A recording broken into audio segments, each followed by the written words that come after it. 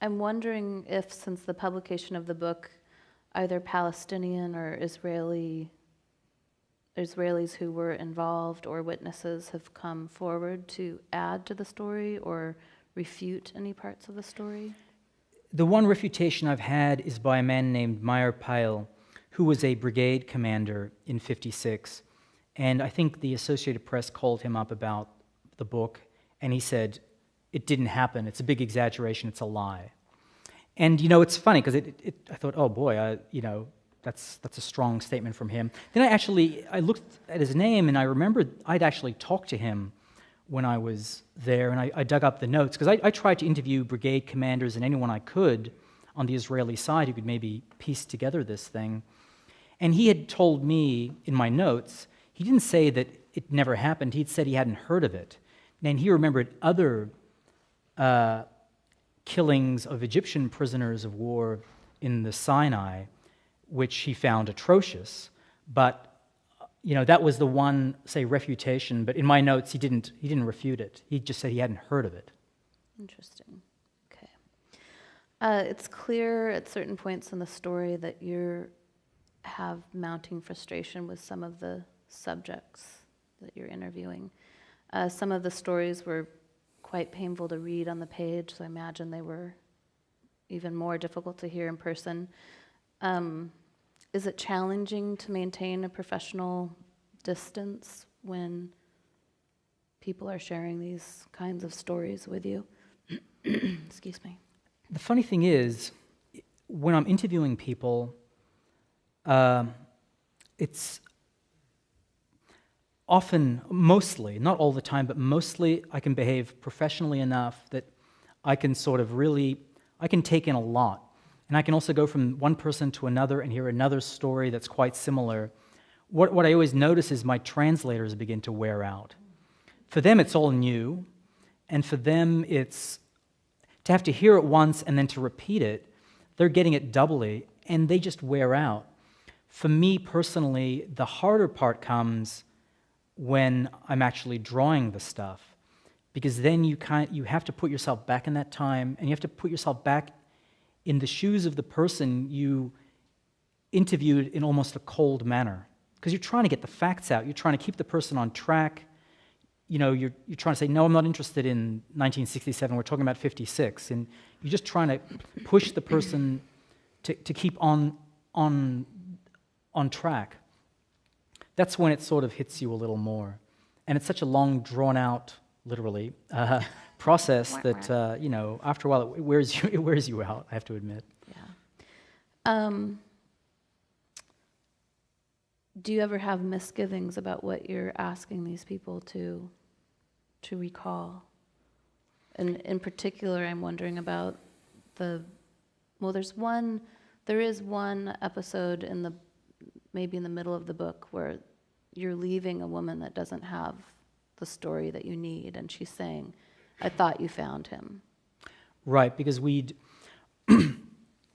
of the methods I was trying to carry the whole massacre or massacres from start to finish. And of course, I didn't want to end it with the people getting killed. I wanted to, now there are people who are left. What do they do? How do they retrieve the bodies? How do they bury them? What was that moment like? So we had a list from someone else's. There was a guy from Rafah, a Palestinian who'd written a book that, to me, had inaccuracies. But he had a long list of people who'd been killed in 1956. It turned out, not just in these episodes, but as soldiers, for example, fighting the Israelis. So it wasn't a list to be trusted completely. But if we found a name on it that resembled a family name in the area, my translator and I would literally go and just knock around saying, where's this family from? Or what houses? And, eventually you get pointed to the right house. And this method worked to find people who remembered their kin who died 50 years ago. But in this particular case, we gave the name of the individual. We said, are you related to this person? And she said, you found him? It's like he died as a soldier. So in other words, I couldn't really use this story. But he had been missing. I mean, he's like one of the many soldiers who die in war, and you never find the body, and he was missing. And it was just sort of a shock to see her and to get that reaction from her.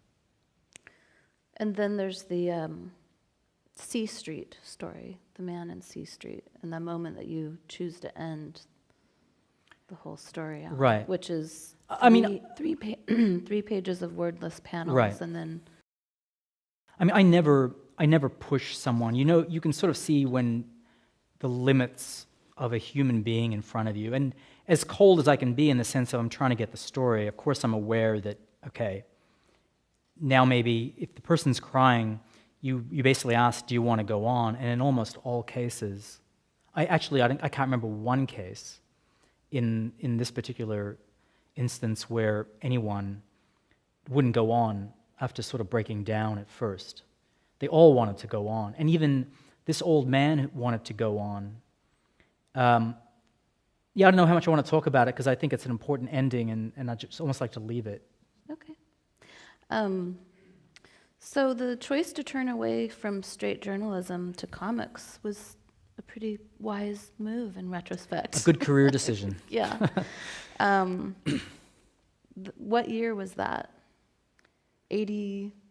To move to comics, Mid-80s? mid-'80s. Yeah. I was kind of a late starter in comics. I mean, a lot of the young cartoonists now and people like Chris Ware and Dan Clowes, they were doing very good work when they were in their late teens and early 20s. It took me a while, I think, to find my feet.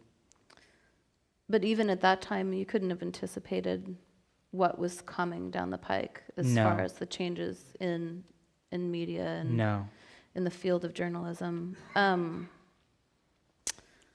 What's interesting to me about your using comics to tell these stories is if you had stuck with straight journalism, these would have been magazine story or newspaper stories that would have been recycled the next day or the next month. But through using comics, you've given these stories like an amazing life. I mean, that's nice of you to say. And I mean, honestly, I guess who would have thunk that, Exactly, yeah. I'm surprised in my own ways too. Going to move on to one of my favorite Harvey Pekar quotes that reminded me of you and your work, as well as some of what was said in Footnotes. Shall I read it out loud? Or No, I can. Yeah, I can okay. read it. I guess everyone can read it here. So.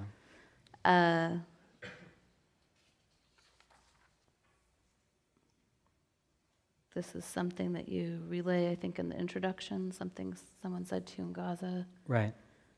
And this is another quote that stuck with me. I felt like those sentiments tie together very